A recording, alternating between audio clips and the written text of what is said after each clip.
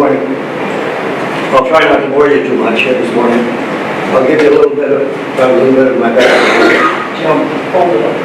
I grew up on a dairy farm north of St. Joe in the early 1940s, and with brothers and sisters, and we had a dog well at the time. And after I went to St. John's, I got out of St. John's, I was in the Navy for 4 years, Navy Aviation, as an aviation electronics technician, and I was assigned at the time to a helicopter and a submarine squadron, chasing unidentified submarines around the Atlantic. It was kind of an interesting time. I had some good stories from my grandkids someday, maybe. After I got out of the Navy, I worked for RCA Service Company out of Camden, New Jersey for a while, and then I decided I didn't want to do that the rest of my life. So then I worked for an international investigation organization for a time, and living in motels and hotels every other day at different states and stuff. It wasn't all that it was cracked up to be when I first came into that job. So when I got out of the Navy, I picked up a commercial pilot's license. My wife is also a licensed pilot. So we've done some different things over the years and stuff, but I got home some weekends from this investigation job, and one weekend I met some people in a little local tavern, and it was called the Polly Gin at the time, I believe. It was kind of a hang-up for the girls from St. Ben's, and I tried to talk a little smart to a few of them. One of the girls wouldn't even talk to me. That was Carol. And but after a time, she did say a few words to me and asked if I could take her back to St. Ben's, because they had to be back at certain times all the time. And she said, only on the condition that you take all my girlfriends with me. So anyway, that kind of changed my lifestyle for a while, and I decided that maybe I better settle down for a bit and try to do something different. But I could say the rest is history, but Carol and I have been together in about 9 days, it'll be 55 years. We have 6 daughters, all of them are married, have children, we have 25 grandchildren. I especially like the younger ones because some of them still think I'm the smartest grandpa in the world. Some of the older ones I think are having their doubts. Anyway, what I say here today, I'll probably a little disjointed. I might everything might be in the proper order that I would like it to be, but I had to jot down some quick notes to say a few things this morning. Anyway, I grew up on a dairy farm, and we had a dug well at the time. And I had heard these stories that there was an old priest, Father Elmer Eisencheck. Probably some of you people here recognize the name. The stories were that he used to go to places where, most of the farms had dug wells at the time. And they dig sometimes 4 feet diameter. They dig all summer and they get down 30, 40, 50 feet in some of these. You never get me to go down in a place like that, but and then they find out no water. So the next summer they dig on the other way on the other side of the yard, no water. And these were the stories we heard. And then this priest came up, Father Elmer. He'd come out and he'd say, no, you have to dig between these dry holes. And supposedly they dig there and they get water. Well, when I heard those stories as a kid, I thought, yeah, right. We live in a Catholic community. Nobody wants to bad about the priest, right? So I thought that just couldn't be. But the stories continued, and we had a dairy farm at the time, and we had a well with a windmill. I guess the well was about 40 feet deep, and with a pump jack. If any of you know what a pump jack is, it used to pump the water back up into the stock tank and stuff, and it was water for the cattle. Well, my dad wanted to expand the dairy herd, And so he was gonna have to dig a new well. But we had a guy local, Ben was his name at the time. He used to dig wells, that's all he did. And he used to stick with the job until it was finished, pretty much so. But he also had a reputation for hanging around the local saloon every night. Okay, so when my dad talked to him, he said, yes, he'd dig a well for us, but he wanted to be paid at the end of every day. And we realized later that he spent the night in the saloon, and the next day he tried to work off the after effects of the night before, but he was a good worker. Anyway, so my dad, went to town, he got everything ready to make the new well and stuff. He had cement curbing and stuff. Some people are probably familiar with that. And he got everything together there, and he called Ben, and Ben said, well, he said, I can't come for about another week or so. He said, but he says, I'll be there. So unfortunately, it gave Ben enough time to blab in the local saloon that he was going to dig a well for the Kubelbeck dairy farm. Anyway, so when the day came, he came up, and my dad said, well, he says, let's get started. And Ben, well, he wanted to make small talk. I would make small talk first, about the weather, everything else. My dad, he's kind of getting a little impatient, you know. And about that time, a car drives into our driveway. And Ben says, oh my gosh, I think that's that Father Elmer.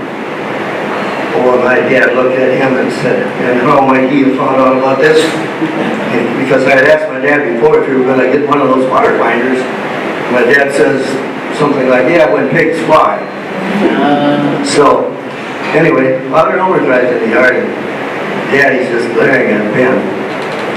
And Father Elmer gets out of the car and walks over, and he says, Max, he said, what are you planning to do here?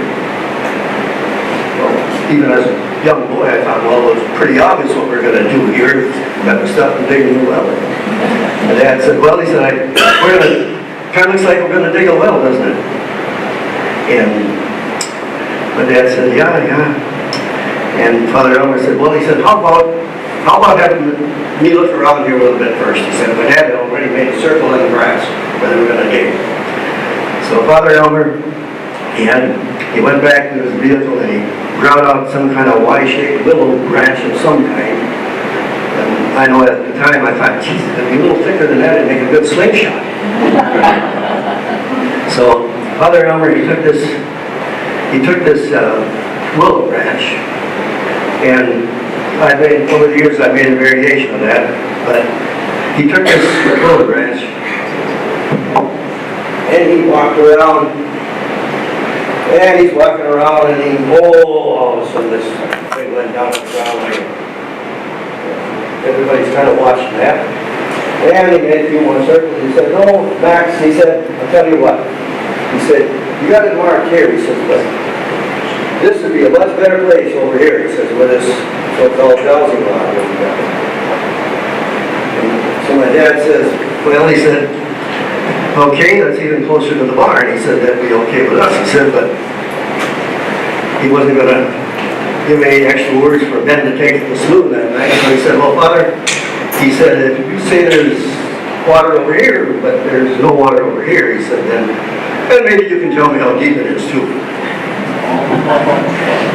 Father Elmer, he took that willow branch and he just held it in one hand, and he went over to that place, and that thing just bobbed up and down, and he said, well, Max, he said, I think maybe if you dig a little over 20 feet, 25 feet, he says, you should have all the water you want. And my dad says, yeah, right. He said, the water by the windmill, he said, is about 40 feet deep. All the neighboring wells in this part of the area, he says, they're 40 to 50 feet deep. And you're telling me water is about 20 some feet there. He said, I find that a little hard to believe. Father Elmer said, well, he said, you won't know until you dig the well. Okay, so anyway, then my dad said, well, Father, he said, if you know so much about that, he says, this is a pretty rocky area here. He said, maybe you can tell me how many rocks we're gonna find on the way down. Father Elmer looked at him and he wet his finger, he put his hand down in the sand and he said, Max, these are rocks. He said, no. What do you expect from an old priest? Because my dad said, no, I'm talking rocks. Father Elmer, well, that's another part of the story, but it was amazing what he did. But anyway, the scary thing then, Father Elmer, he looked over at me, and I'm this young boy, and I have a short sleeve shirt on, and he reaches over and he says, you're interested in this too, my boy. But what am I going to say? Yes, Father. And he reaches over and he grabs me by the arm. Oh, he says, my God, you are one of us. You can do this too. Oh my God. I got to be a priest someday. Wear one of these white collars and sit in a confessional and hear people on Saturday nights tell all their sins. And live in a parish house? Oh God, I'm helping you. I didn't really let go of my arm. I got away from God as far as I could. Anyway, so to shorten up the story, they dug the well, and it took quite a number of days. And if anybody's familiar with how wells were dug in those days, once they got below the ground level, they had to haul it up in buckets, the sand and the dirt. But I was a designated water boy at the time, and Ben needed a lot of water, a lot of trips to get some water during the day. He'd be down there digging, and I'd look down there every so often and say, did you get any water yet? And half the time, a week or two later, he wouldn't even answer me anymore when I asked that question. But the day came when he was down 20-some feet, and I asked my dad in the morning, I said, well, Dad, I said, I guess they're going to hit water today, huh? And he said, well, yeah, you bet they're going to hit water today. Yeah. Anyway, so, back up a little bit. I've been asking Ben every now and then, how can you be down there all day while I'm going to the bathroom? Well, we were hauling his buckets up, and every now and then the buckets were wetter than I'd say. But anyway, that day came, and it was about noon time, I guess. We broke for lunch, and then went back down the well after noon. And my dad happened to be home that day to lift out the buckets for the roll. And Ben said, he said, I'm getting a little moisture down here. And my dad says, oh, you are? He said, yeah, I'm starting to run into some water. He said, something's seeping in here. So we looked down the well, we couldn't see anything yet there, and he dug some more, and finally he hollered up, he says, hey, he says, go up to my old pickup there, he says, and get my head boots. He said, I got some water coming in, I'm going to keep digging. So he got his hip boots down there, we set him down there, and a few minutes later he said, oh my God, he says, we got to get out of here. He says, the water's coming in so fast I can't dig anymore. So I put the ladder down and got him out of there. And about an hour or so later, the water was just coming up in that little well. So I guess that they kind of piqued my interest at the time. But I thought, no, Father Elmer's just lucky. That can't be. So we had some other neighbors. Kept hearing these stories about Father Elmer going out and finding water where he didn't have to buy wells. And we had one of our other neighbors. The neighbor boy told me, I was in the first or second grade at the time, I guess. Neighbor boy told me, he said, yeah, he said, we dug 2 wells, he says, and there was no water, he said. And it was later in the summer. But anyway, he said, then we got that old priest out here, and he says, he told us you have to dig between those wells. And he said, boy, he says, we got a good well now, and he said, it's not as deep as the other dry dug wells. So I thought that was interesting anyway. It wasn't that far from where we lived.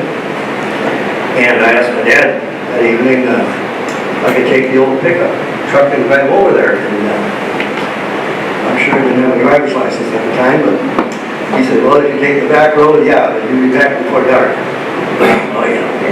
So I went over there, and nobody was around. The piles of dirt were everywhere. They had planks over both of the wells, and well in between, they had planks over it also. And so I opened the planks on the outside well, and the heat was dry all the way down. Went to the other one, totally dry. Went to the middle one, it was just full of water. That's crazy. How can this be?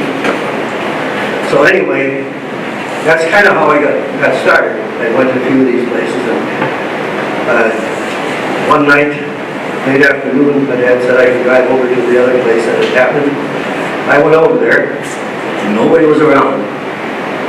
So I thought, wow, it's just unbelievable.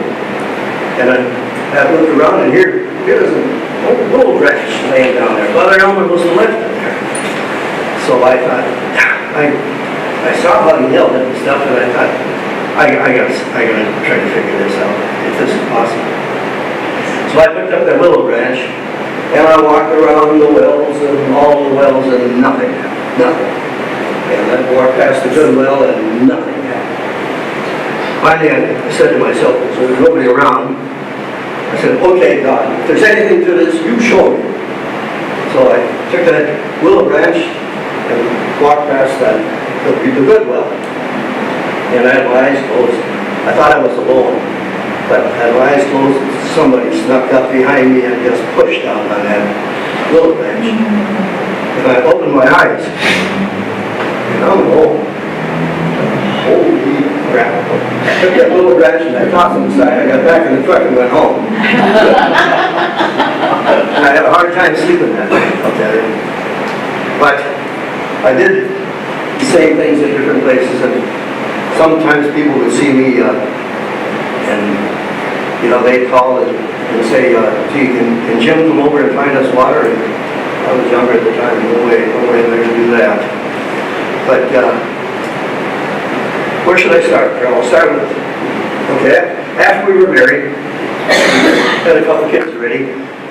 One night, my mother called me one afternoon and she said, Jim, she said, we have some relatives, she said, that they're building a new home. And they just drilled a 420-foot dry hole. I mean, drillers, well-drilling rigs had come in and built that in.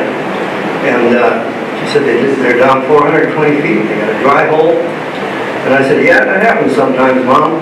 Oh no, she says, oh no. She says, you are going to go over and you're going to tell them where to drill a well. Hell I am. I'm not doing this. Because Carol's only hearing one side of the conversation. What's going on here? My mother hadn't talked to me like that since I was a kid. And so I told my mother, I said, no, I'm going to pass on this one. And she said, no, you're not. She says, you write down this phone number, you are going to you're going to go out and do that. And I said, no, I'm going to have to do some serious thinking before I tell somebody where to spend their money. Anyway, so I got off the phone and then I had to tell her what I was about to do, what she thought I could do.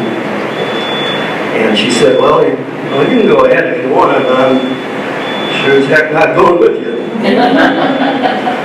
So I went out to this place, and the drilling rig was still there, and it was set up over the borehole, the casing was in the ground, and I took a little pebble and I dropped it down there, and it just clink, clink, clink, clink, clink, clink, clink, clink, all the way down to the water.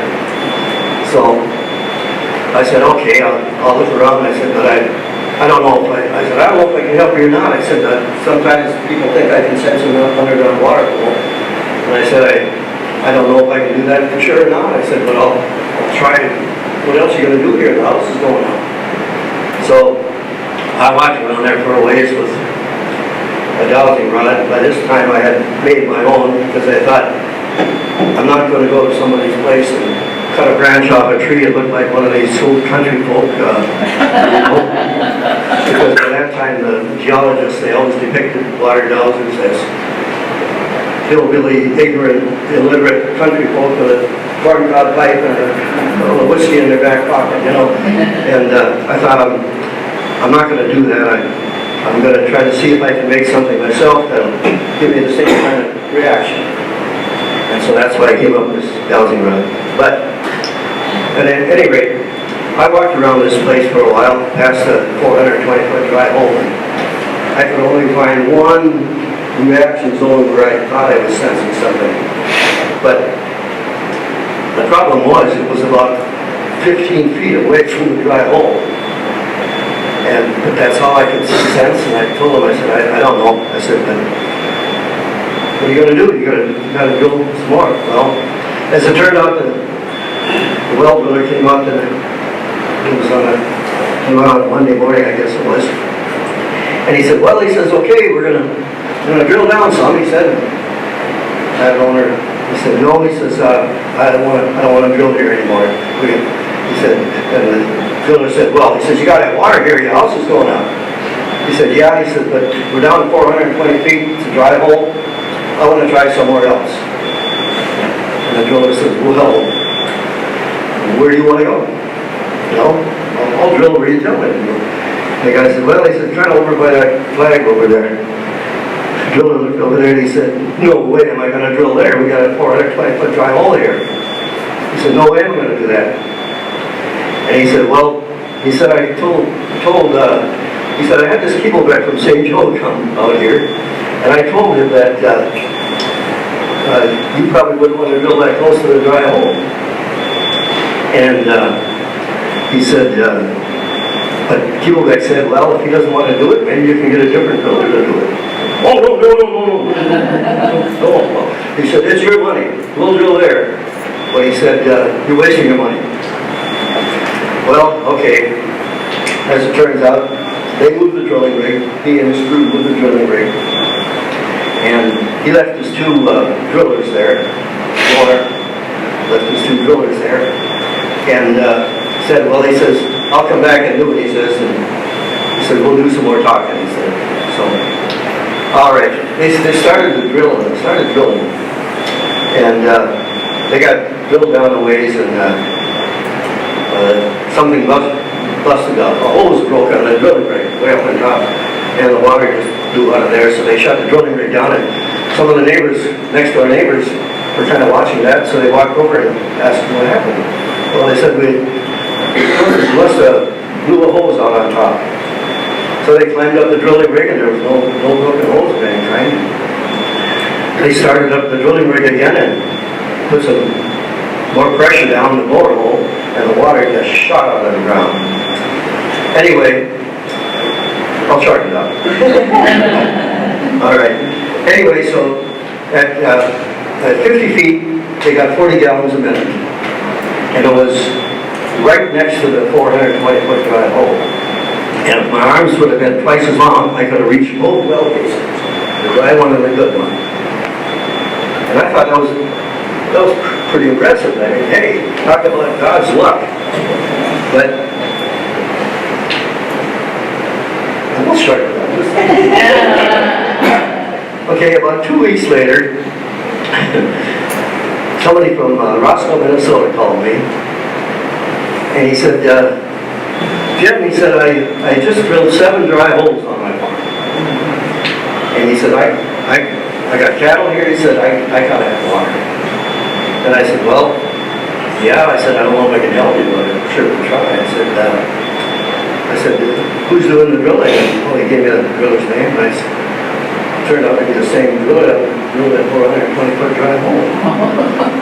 And I said, oh yeah. I said, I know the driller. And I said, did you mention my name to him? He said, no. He said, no. He said, some of my neighbors came over and told me that you had found water for them. And he said, I mentioned your name. And this driller said, well, he said, if you want to waste your money on Jim, he says, go ahead. Because we don't know of any water he's ever found. So I told the guy, I said, well, my dad had told me one time the best way to get to somebody is through their back pocket. But anyway, I told the man, I said, you know, I'll tell you what. I said, I'll work for you on one condition. And I said, I can't guarantee anything. I said, I do the best I can for you, but my condition is that you switch well drillers. And he did. And on the site that I picked, they got a good well, not too far from some of the other dry holes. I did make a friend with that driller, I guess that name. Anyway,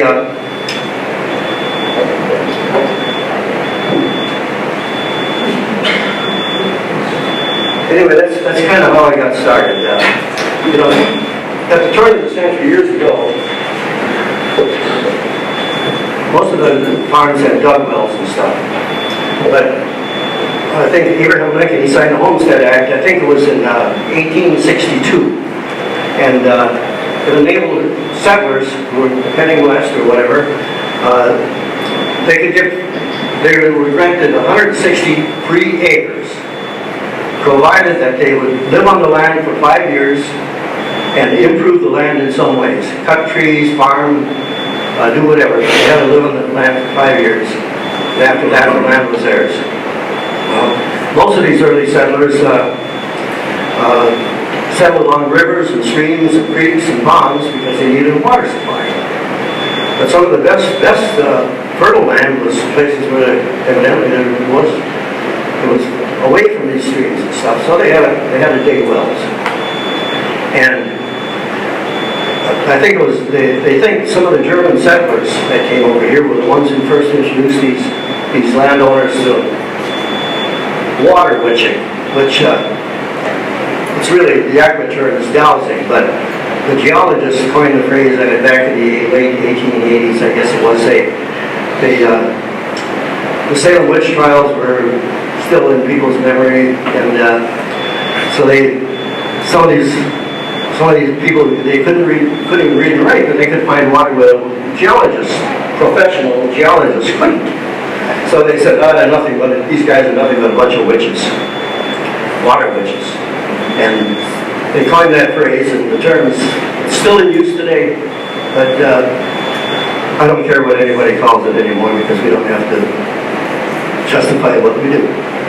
But we have run into a lot of opposition and resistance and skepticism.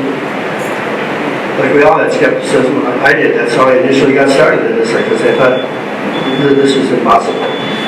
Well, some of the well drillers said too that it's just superstitious nonsense. And even after a bunch of successes that I had, this particular well driller, who was not my friend anymore, my dad came home from town one day and he says, "Jim," he said, I think there's something you should know about." I said, "Okay, what's that?" He said, "Well," he said, there's all kinds of stuff being posted all over town, and in the restaurants, in the saloons, in the bars, in the cafes, gas stations." He said, "Well, what's that?" And he said, "Here,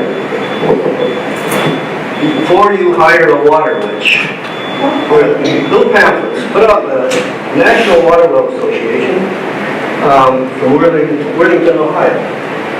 And it's just a bunch of nonsense in there about how ignorant and superstitious these so-called water finders are. That there's no basis in fact for any of their claims." And he said that, my dad said, "The brochures are all over town." And I said, "A lot of them?" He said, "Well, how many do you want? I'll go pick them up." Anyway, so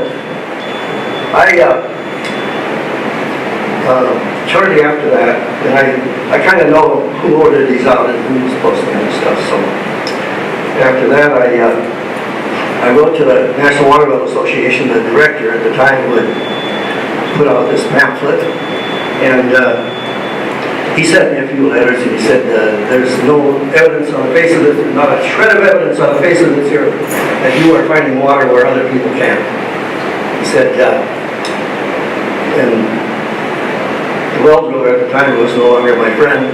When people would ask him about water dowsers or about Kubelbeck, he'd point to his drilling rig and say, "There's my dowsing rod." So I'm assuming that's who ordered these pamphlets out and posted them all. But it didn't make any difference because by that time we had convinced a lot of well drillers. Because initially we only took last resort cases where the geologists and the well drillers said there's no water on the property. Because I wasn't sure that I could consistently do this, because I was still a little bit skeptical about this. And so then when we took the last resort jobs, where the drillers geologists had virtually given up and found water on those sites after they had drilled a number of dry holes. Well, down the road, hey, come on, you have to admit this goes beyond the laws of chance and average. There's something to this. So that's kind of how I got started, and we've worked for many different people, hundreds, thousands actually now. We hesitate to say how many we've done because people wouldn't believe us. But we try to stay in Minnesota. We do go out state when we have to. Have any of these people ever been to the Crazy Horse Memorial in South Dakota? We found water for them a few years ago. They want to stay independent. They don't take any public funds. Great family. And their Korczak Zolkowski died some years ago, 1986, right? And the family they're continuing the mountain carving, and it will be the largest mountain carving in the world. But most people don't realize is they're carving the whole mountain. They're carving in the round, the whole mountain. And the head itself, Crazy Horse's head, Mount Rushmore, the faces would fit inside a Crazy Horse's head. It's unbelievable. But anyway, we found a great water supply for them, and they treat us, they're pretty nice to us when we come out there. And everything, our water supply now is hooked up to the whole memorial, and they have a college university going there, a medical center plan, and quite a project out there they had going. But at least the water we found is being piped in throughout the whole area. We feel pretty good about that. We've worked for cities, municipalities in the past, ranchers, landowners, you name it. We have some good stories, but I don't want to bore you with too many of them.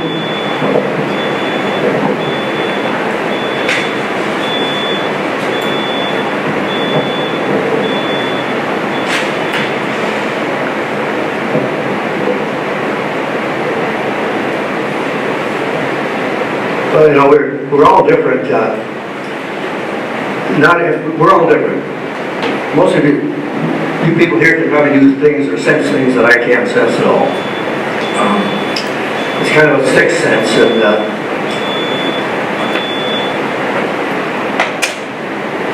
some people are sensitive to different things. Some people are sensitive to heat, some to cold, some people can sense a change in the weather, some people can sense humidity, some people have an acute sense of hearing, some people have an acute sense of smell.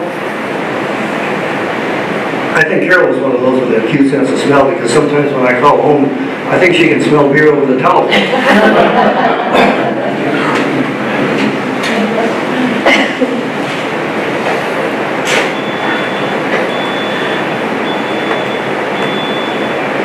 But one thing I have to say that, just a lot of people can get a dowsing reaction with some kind of an instrument, and one of the most common instruments used to introduce dowsing, or the dowsing faculty to people that they've never seen it before. You probably, so many people have seen these L-shaped wires that people walk around with, and they hold one in each hand or something and hold it out in front of them, and when the wires cross at certain places, and they're walking over the earth and stuff.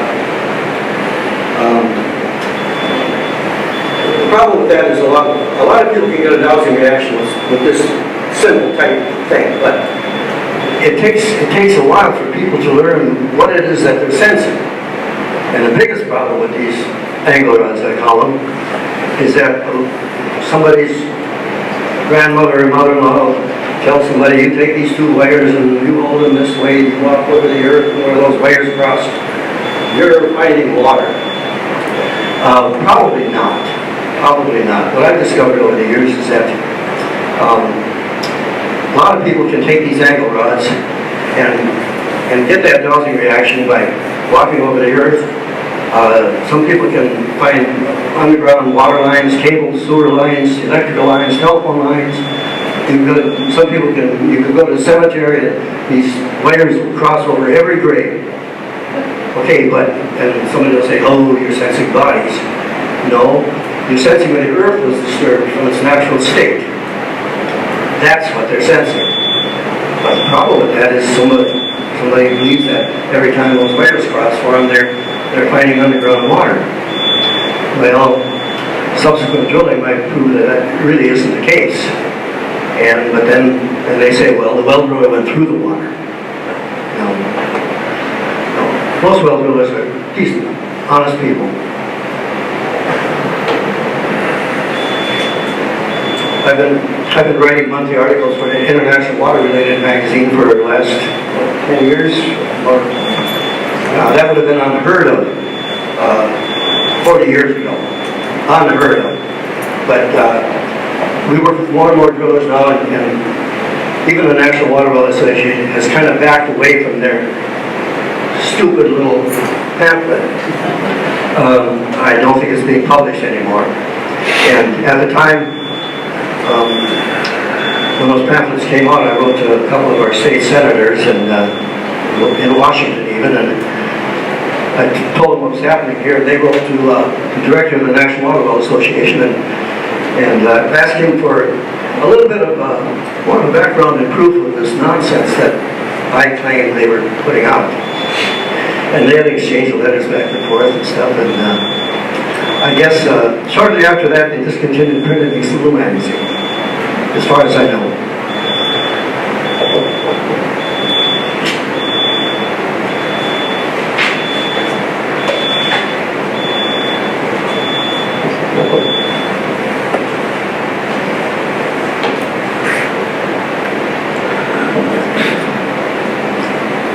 I suppose I could talk a little bit about some of the opposition we had. A few years ago, I got a call from a guy, and he said, hey, would you be able to find some water for us? And I said, I don't know. Who are you? What do you do? He said, we've been drilling holes all summer. He said, we spent $34,000 on dry holes. And he said, we need a water supply. And I said, gee, how did you get my name? And he said, I mentioned your name a few times to the people in charge up here, he said, and they want nothing to do with water down. And I said, well, then I probably can't help you. And he said, no. He said, would you try to help us? And I said, well, maybe, what's the situation? He said, well, I guess I can say where it was. He said, I'm the project director of up at Camp Ripley, the project facilities manager up at Camp Ripley. And he said, we need help up here. He said, we're building a new maintenance building, or a plan to put it up. And he said, we have to have a good water supply. I said, well, I consider maybe trying to help you. And he said, here's the deal. He said, the geologist up here, he says he wants nothing to do with water dowsing. I said, I can hang up. No. He said, don't hang up. And he said, we talked to him, and he said, we mentioned your name a few times, and he said, I'm a geologist, and he said, we have nothing to do with these water witchers. I said, okay. I said, well, then I guess I can't help you. He said, no. I said, no, under those conditions, I'd rather not work under those conditions. And I said, I'll think it over, but you can call me back tomorrow, but under those conditions, I'm not interested in trying to help you. Well, he called back the next day, and he said, I talked to him, and he said, you'll be hired under one condition. And I said, what's that? He said that when you're going to charge us for something for this, and I said, yes, I am. And he said, well, under no condition will there be any reference to dowsing or water witching or anything. He said, that's the condition. I said, well, then I'm not interested. And he said, no. He said, come on, you got to think this over. He said, we already called a different well driller, and he says he's worked with you in the past, and he said, we'll get you some water up there. Anyway, I said, no. I said, I'm going to pass on this. Now, I guess it was the next day he called back, and he said, would you reconsider? And I said, well, yeah, I guess I would reconsider, because I didn't tell him that the next well driller he called me, And he said, Jim, he said, well, what do you say we go up there and make a believer out of these people? And I said, well, why don't we just bang our heads in the wall and we'll feel so much better when it stops? And he said, no, he said, well, we'll pay your fee if that's what it, I said, no, that's not it. But he said, when I told him about the geologist, he said, oh yeah, he said, we already got the word on him. He said, but he says, they need water up there. He said, I guess that's what we're trying to do. So I said, all right. So I called the guy back and I said, all right, we'll be there. And he said, can you get up here by tomorrow morning? I said, hey, wait a minute. I said, I got a wife here too. And so we went up the next morning and we found a couple places where I thought, well, maybe I should put my reputation on the line here just a bit. Tell them this is what I find. And the geologist wasn't on site at the time, but the facilities director was there.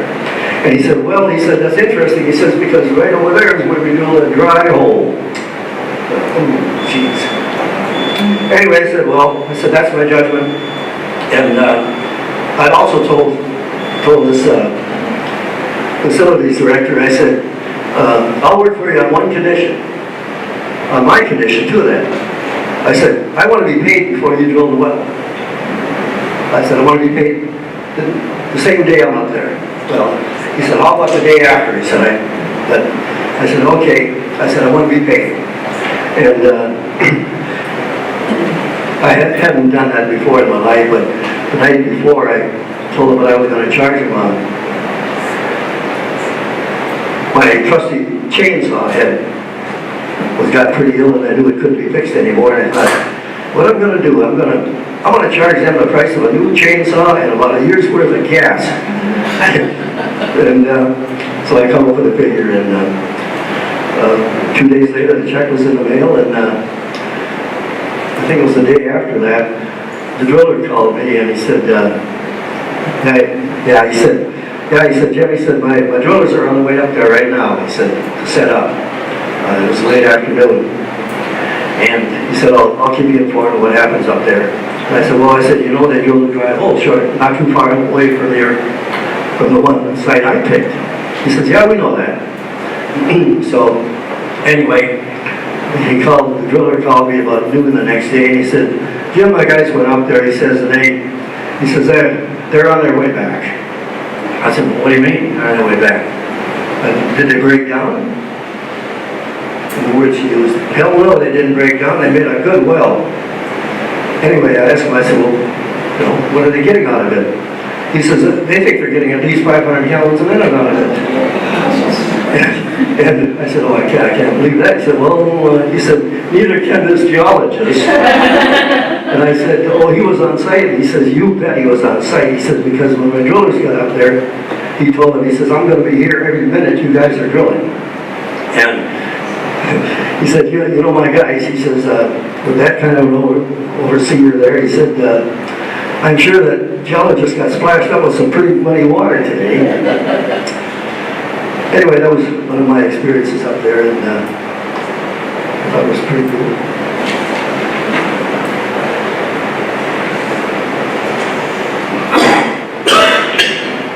Should shut up.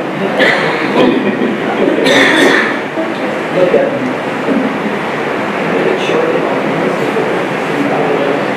Well, North Dakota? Yeah, you probably just make them short. How do I do that? Okay, last fall, somebody from way out of south of Minot, North Dakota called, and he said, the driller out here gave me your name. He said, we've got some big problems on here. He said, last summer, he said, we spent over $30,000 on this farm ranch here. He says, and we can't find a decent water supply. And he said, so far this year we spent another $12,000, and we don't have water. He said, my son lives on a farm right next to us, and he said, if they can't get any water, he said, they're going to have to move. He said, they just drilled a 600-foot dry hole, he said, and there's no water. And he said, they drilled all summer and can't find anything. He said, I just drilled another dry hole on my farm, 475 feet, I believe it was. And he said, we want to winter our cattle there, out here. And he said, if we don't get water, we're gonna have to get rid of our cattle. He said, we are desperate. And I told him, I said, you know, I'd like to be able to help you. I said, but I wish you lived closer. I said, because it's just no way we can do this now. Well, he said, how about if I call you back in a day or so, think it over. So he called back about a few days later, and he said, what have you decided on? I said, we just can't do it, I said, right now. And so he said, I'll give you another couple days to think it over. Anyway, I'm sharking it up, Carol. Okay, so a few days later he called. He says, look, he says, we are desperate. He says, the driller said he doesn't know what to do next. And he said, what would it take to get you out of here? I said, well, what would mostly take is to get my wife to agree. And I said, I'll tell you what, I'll call you back. I said, I'll talk to her this morning and call you back before noon. So I talked to Carol, and being that he was calling every few days, she said, let's do it. So we went out there. We had to stay overnight naturally somewhere in some hotels or whatever, but we went out there, and on his son's place, we went there first.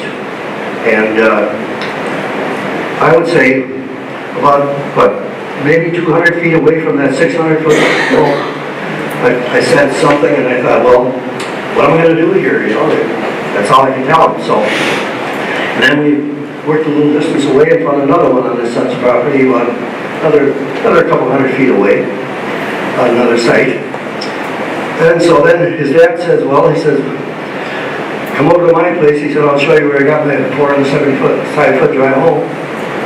So we went over there, and I found something, I suppose, maybe 150 feet away from that.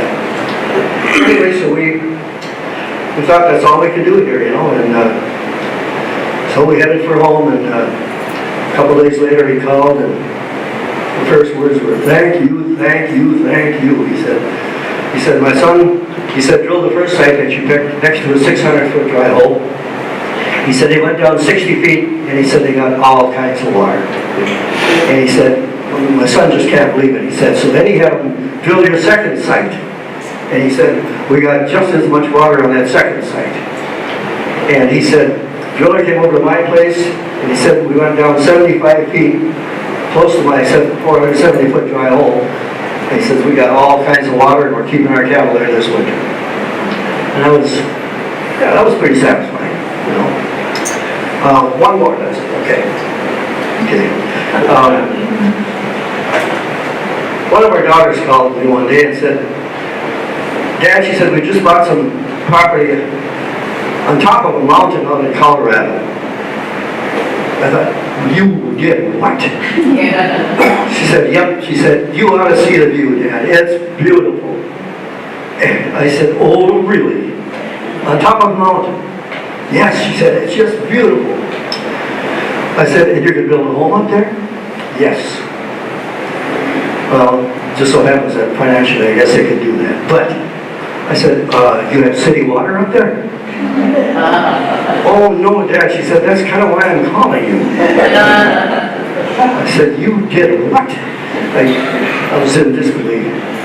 Anyway, I said, well, what's the situation there?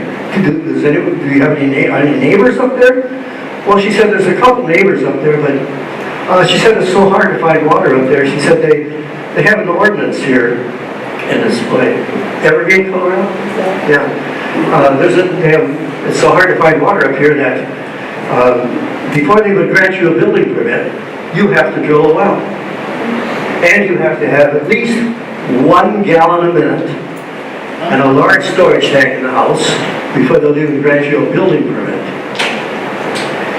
And I said, and you do want what? Well, we want you to come out here, Dad, and find us the water. I said, on top of a mountain? I said, they're getting 1 gallon a minute? I said, for a modern home? I said, you got to be talking to somebody else. No, she said, we'll pay you flight out here. We want you to come out here. And I said, well, what if there's no water out there? You know, no available water. Well, she said, "We want you to come out here anyway," she said. "You can find water." And I said, "Oh, yeah." Well, anyway, we did go out there. They paid our flight out there. And on top of a mountain was, no exaggeration, nobody in their sound mind, I would think, bought that piece of property. But anyway, it was on top of the mountain, and it was like a peninsula. It just went straight out, and all three sides down to the valley below. I mean, here they are. Anyway, so, and it was a very small place that they could possibly put a home. Because it was just steep down the sides. Anyway, so I looked around as best I could, and I found a place where I thought, gee, it almost feels like Minnesota, you know, the same kind of thing I'm sensing there. But, you know, Minnesota doesn't have any mountains like that. And anyway, yes, Carol, I'll show you that. Okay, so on our way back, we had to stop and say, we did some sightseeing out there for a number of days, and on our way back, we stopped at a motel to stay overnight. And we get this phone call from our daughter, and say, "Guess what, Dad? They drilled the well today," and she says, "They got 25 gallons a minute." And she said, "Both of our neighbors have 1 gallon a minute," and she said, "The driller said this is the best well he's ever drilled on the mountain." Thank God it worked, because we probably wouldn't be speaking to each other anymore. But these are just, I got tons of stories, but I could go on and on and on, but yeah, I'll take any questions. In fact, I'd appreciate some questions. Yes? Do you have an estimate on how many water riches are still staying in the United States, or do you talk to any of them?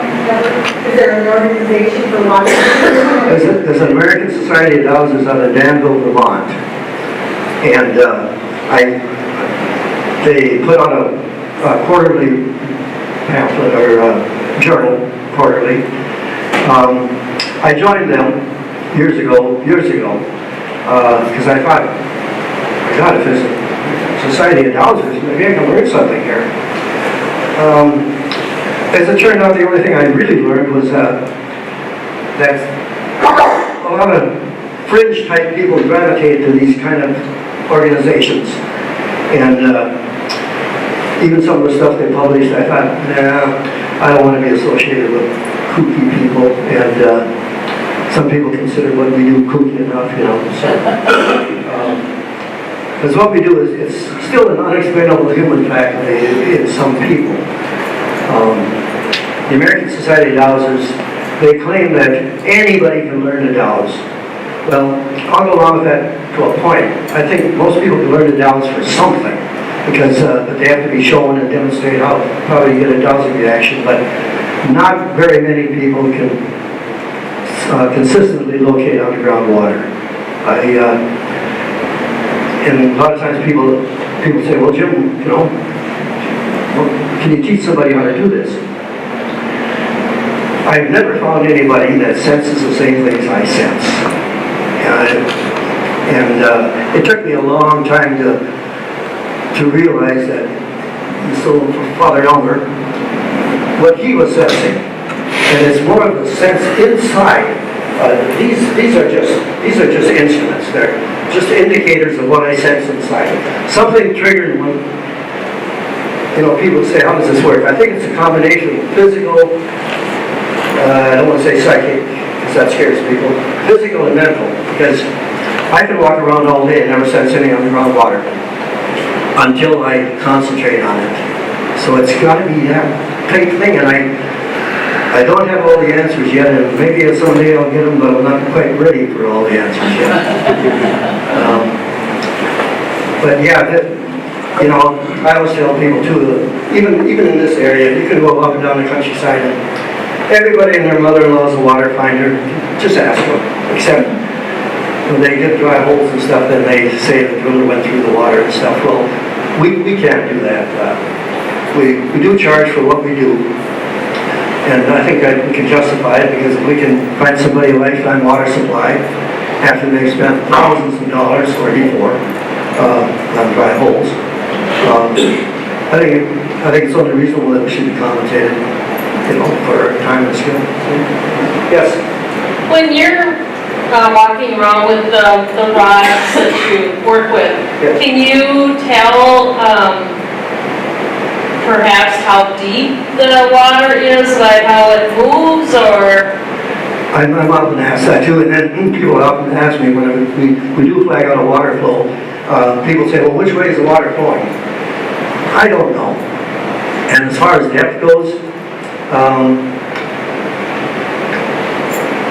we always try to hedge a little bit on depth, because when I was younger, 50 years ago, I thought I was smarter. I tried some different things to try to come up with a depth estimate and stuff, but even at that, if I come up with a depth estimate, say 40, 50 feet, and maybe the driller has to go down another 20 to 30 feet to get to the best part of that water-bearing formation, people would say, well, that driller's cheating me. Or they would say, I don't know what I'm talking about. And we never try to get between the landowner and the well driller. We don't want to alienate anybody, so we never give a depth estimate. We just tell the people now, and in almost all cases, you can trust the well driller to do what he has to do to make the best well. So as far as depth goes, we never give a depth estimate. But speaking of that, you're talking about embellished stories and stuff. Sometimes we overheard people talk about some of the things we've been able to find water and stuff. And I mean, we don't even recognize the stories anymore. They say, he walked over here and he said the water is at 22 feet 2 inches, and this kind of stuff. And how many gallons a minute, there's going to be so much iron in it, so much water, so much phosphate. No. Human nature, even the stories that I used to hear as a kid, these stories aren't embellished, I used to track down all these old-time so-called water finders and try to learn things, because I'd heard stories about them. And some of the stories were so embellished that the only thing I discovered was that their stories got much better after they died. I'm not ready for that yet. Yes? Okay, so from the time Father Elmer decided you were one of them, let's say your first finding of water, how many years was that? You said you were just a little boy when that happened, and your mother could still tell you what you found your first well. Well, that was after we were married, so there would have been how much time in between? This is 19. I was about 6 years old. I suppose it would have been 19. I was at least 30 years old before my mother made me do that job. What gave her an insight? How did I? No, what inspired your mother to think that you could do this? I don't think he Well, I'm trying to come up with a decent answer. Okay. I guess I was able, as a little boy, I was able to sense some things that other people couldn't sense. And my mother knew that. Because sometimes I would tell her some things that I shouldn't have had no way of knowing. So that's probably what inspired her to. But she and my dad were from the old school, and anything unexplainable, they didn't really want any part of, But my dad told me one time, he said, when people don't understand, they can ridicule in short order.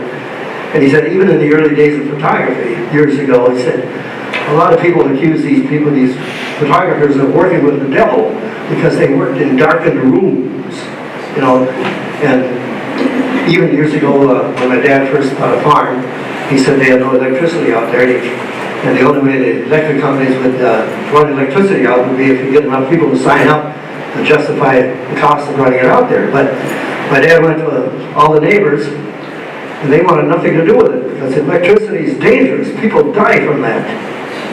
So, I didn't want to be ridiculed either, but my mother knew that I could do some different things. And I suppose then when I discovered that I could sense underground water, she knew it and my dad knew it, but I didn't want to go out at first and do that because I didn't want to tell somebody where to spend their hard-earned money and have it go wrong. You know, I don't like being shot at any more than the next person. You know? Yes. Any of your kids ever tried it, or? I have a couple of daughters that would be very good at it because they can sense things that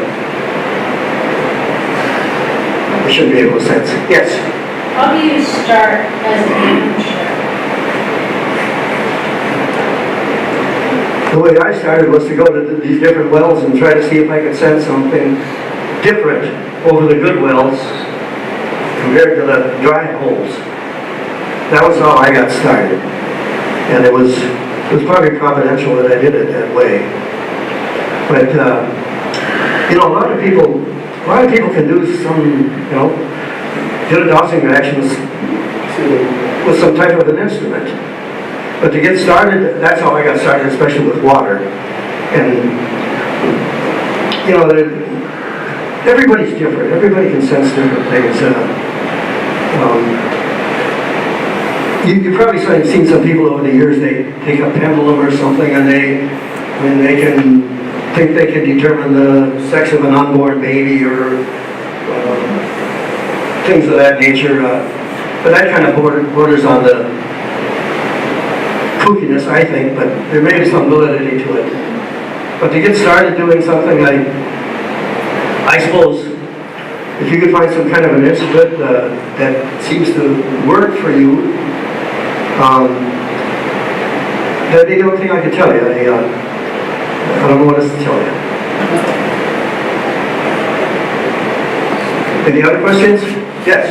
You say you have kind of a sense of this, and yet what causes the rod to go down? Something triggers a neuromuscular reaction in the body. And like I say, I don't know if it's a combination of physical, what exists, and a mental connection. But something, when I get over a water flow, something triggers a neuromuscular reaction in the body. And years ago it used to be, like with this willow branch initially, the dowsing rod would just go down. Well, I've been doing this so many years now. I use a dowsing rod, but I know exactly when I would get that reaction. And a lot of times Carol says, Jim, let the rod go down and people want to see something happen. But that's just showmanship. And years ago I know some so-called water finders that take a willow branch dowsing and they say, oh, it's so strong it trips the bark off of the branch. That was just showmanship. Once you get a dowsing reaction, you don't have to let them show for the home folks. Just one other question. When I was a little kid, I always heard about the Elmer Roll to all these fires Yeah. and that, and those are common stories. Did you ever get a chance to talk to him? Oh, yes. And, I mean, did he have a sense of what he had? And was he the only one in his family that had that?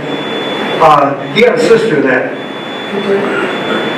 could do it, except I met her one time and she showed me, but I thought, no way am I going to do what she does, because she would walk around. She would walk around and I think she held her hands or something, and she'd supposedly get over water flow, and she would just shake. Jim, if this is what it takes, I'm out of here. You know? But everybody's different. Probably a good thing. Right? If I tell people how many we've done, they wouldn't believe it anyway. She did go on the computer and add them up the other day. We've done 3,080 some now. We went all over, but we tried to stay in Minnesota. And we've helped a lot of people. And actually, we get to meet the nicest people. We never meet the bad people. Did you ever fail? Yeah, that was. I think. Did you ever fail? I do have a failure. Not too far from where we live. up by Fisher Hill, if anybody knows where that is, okay? A guy called me one time and he said, Jimmy said, did you try to find a water supply for us? He said, we've drilled all over this property for years. He said, we can't find a decent supply. And he said, we got one well, he said, but it's just blackish water. He said, suppose you could find something? I said, well, I'll come out and give it a try. Anyway, so first thing when I came out there, he took us in the house and he took the back of the toilet off and showed us, he said it was just blackish water. He said, you know, you can't use it for anything but flushing toilets and stuff. And they haul water other times. So I looked all over the property and he wasn't home at the time, his wife was there. I couldn't find anything. And it was about a 1 acre piece of property, I think it was. And I walked all over that thing and I could not sense what I was sensing. So that's what I told him. I said, I can't sense anything. Well, I got home that night, he called me and he said, Jimmy, you're at my place today. And he said, you didn't find any water. I said, well, I didn't find what I was looking for. I said, I got to tell you, to be honest with you.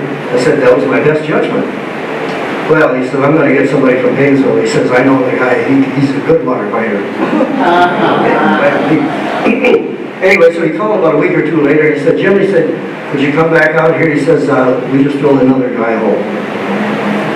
I said, you know, I can't. I said, because that was my best judgment. I said, I couldn't find anything on the property. No, he said, no, he said, I got the neighbor, he gave me an easement, I can drill on his property and purchase a piece of his property with. So I said, okay, I'll come out and try my best. So Carol was with me at the time and we came out there, and I would say his property was kind of a square acreage. And I would say about 12 feet off his property, I found what I sensed was good. So anybody came up and drilled it and got a good well. So yes, that was my failure. Very, very unfortunate. I'll take any questions if I can answer them. Yes. With all the granite around here, I'm sure there's fissures and things in there, but that hampers a lot of what you find? No. What we do when we find these live water flows, we flag them out on the surface. I try to find the main part of the flow first, and then I try to find the reaction zone on both sides of the flow. There's always a reaction zone, or at least that's what I can sense. And so if we find a flow, and then I check both sides of the flow to see how far up that reaction zone goes. And then we follow these flows far enough, and where that reaction zone widens out, to us that indicates that the water-bearing formation, the vein, is thickening up down below. That's what we do. But in granite areas, there probably is almost no reaction zone on both sides. So we know it's vertical fracturing in the granite. Okay, so we pull our flags in because we tell people, unless you have plenty of money, don't drill granite, go drill somewhere else. But we've been very fortunate in finding water on top of the granite, even in granite areas. I know, some time ago they had I think the Department of Environmental, whatever, they were thinking about putting a nuclear waste site, radioactive waste site, over in the Foley area, into the granite. And I spoke up down there and I said, I'm not sure that'd be a wise thing to do because of all the granite fracturing. And they said, no, this is impermeable granite. And I said, well, if that's the case, I said, why can I find water out there in between those fractures? Well, we don't know anything about that. We haven't done enough research on that yet. But anyway, there's no waste site there to this day. So.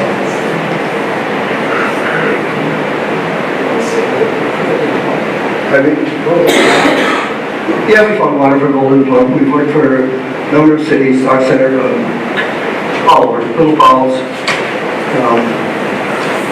Yeah, we've been very, very fortunate. No more questions? Thank you very much.